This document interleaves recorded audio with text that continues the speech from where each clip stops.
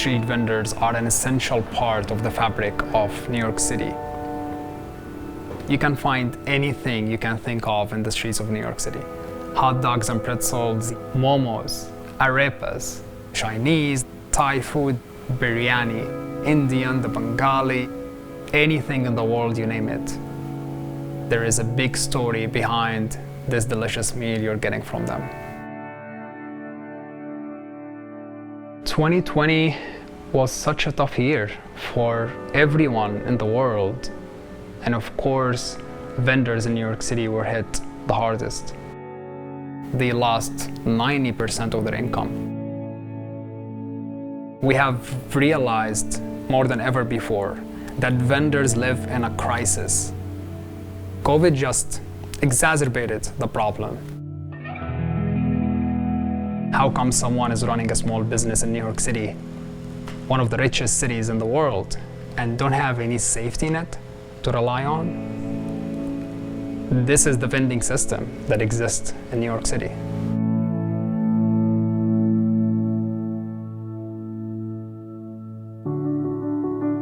I was born in Egypt.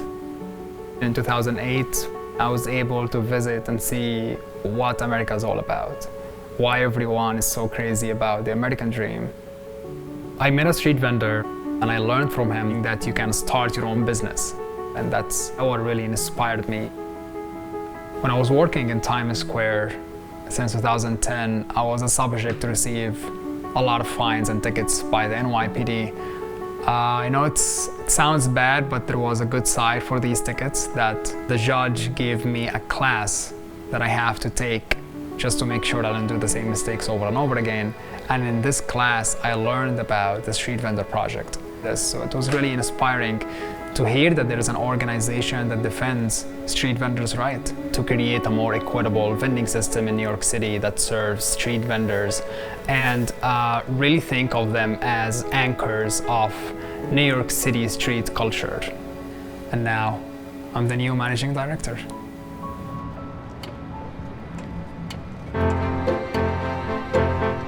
We estimate that there are about 20,000 street vendors in New York City. The main issue that street vendors face is the lack of recognition as small businesses, as workers who have rights, that deserve support, that need support, that the city government cares about. The whole vending system, it is so inequitable and so impossible to comply with. It takes a lawyer years to understand the vending laws. So can you imagine how it's really difficult for an immigrant who's just coming from Egypt or Mexico or Ecuador, just trying to make a living for themselves, leave alone the lack of permits and licenses that criminalize street vending. What about you? So we go to the streets pretty much every day, meet vendors where they're at. We do outreaches in different languages, and we invite them to join the organization. We do everything we can to let them know that we exist, that we are here to build a movement for the street vendors. In our most recent campaign, we just passed the legislation in January this year to increase the number of permits. It took us 7 years to get people out of the underground market, out of selling without a permit and risking getting arrested every day.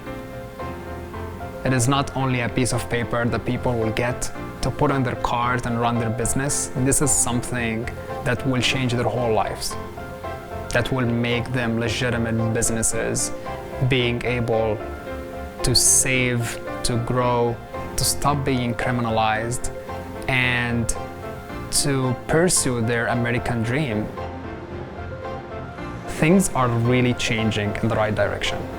So we still have a lot of issues with the vending system that we need to address and we need to fix, but it's happening.